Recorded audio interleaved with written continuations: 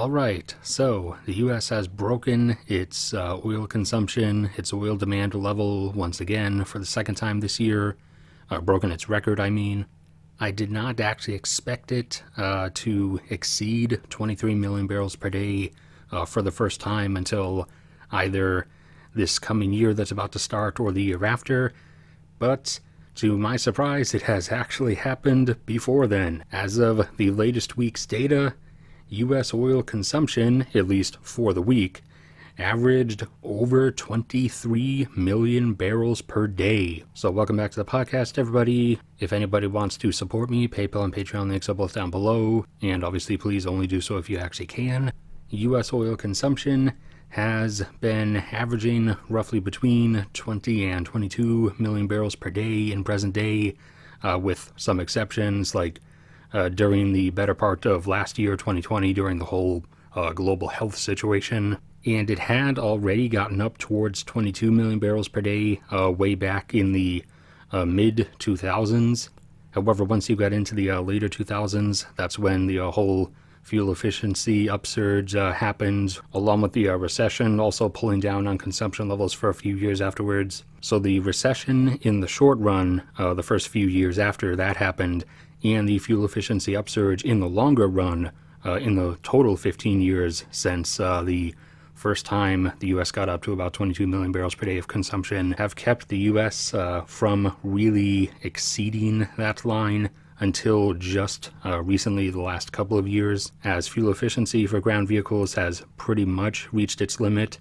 But anyways, the fuel efficiency upsurge was pretty significant. However, it was never going to keep things still permanently, because the U.S. still has a significantly increasing population. So that is inevitably providing an upward driver force. And U.S. oil consumption, as of the latest week's data, hit 23.19 million barrels per day. And that breaks down into the major categories of gasoline consumption, came in right in the middle of the U.S.'s present-day average range of between 9 and 10, coming in this time at 9.47 million barrels per day. Diesel fuel for the U.S. For the last bit of time has been usually averaging around 4 or a bit above 4. This time it came in pretty high, up at 4.9 million barrels per day. And for individual fuel records, U.S. gasoline consumption, the record is just above 10. And U.S. diesel fuel consumption, I believe the record high is in the mid-5s.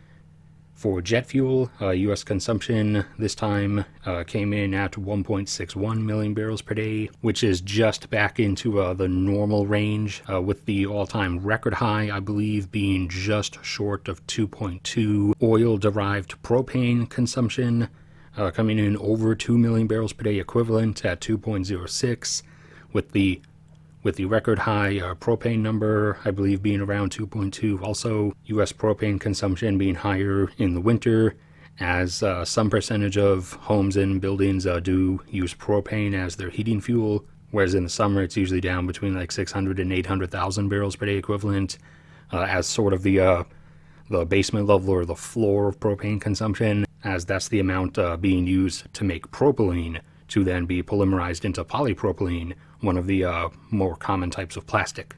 Fuel oil or heavy fuel oil, the kind of thing that gets used in oil-burning power plants, of which there are virtually none left in the U.S. The majority of that is fuel being used by large vessels, container ships, bulk carriers, tankers, and that kind of stuff. That came in around the middle of its usual range, a bit under 300 at 280,000 barrels per day.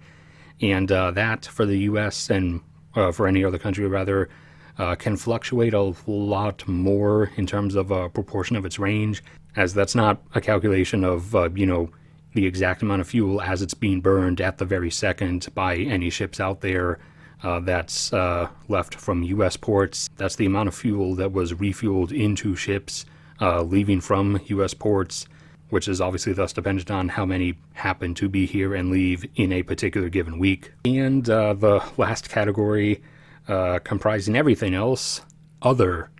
the largest proportion of which is oil-derived ethane and ethylene, which get used to make polyethylene and various other kinds of plastics, along with different chemicals like polyethylene glycol. The total for the other composition, making up the remainder of this 23.19, was 4.88 million barrels per day, of which in present day, usually the ethane/ethylene production is usually around 1.5 million barrels per day, and then everything else like tar and asphalt, petrochemicals, the other types of plastics, synthesis materials, lubricants, engine oils, grease, hydraulic fluids, all kinds of other stuff. And even still gas as well, which is the gaseous parts of the petroleum that come out during the refining process, which then get diverted to provide fuel for the refinery process. Alright, so that's the total breakdown of it. I wasn't expecting it to happen this year, but it did. So for next year, my remaining oil consumption level expectations or forecasts are that China most likely will break its previous record and probably exceed 18 million barrels per day at some point. India, similarly, will probably exceed 6. Brazil might reach 3. And as well, I expect both Nigeria and Vietnam to probably hit 600,000.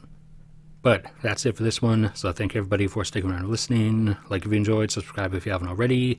You can support me through PayPal, Patreon if you want. Only do so if you actually can. But no matter what happens to me, may God bless and protect all of you. And I will see you all around next time.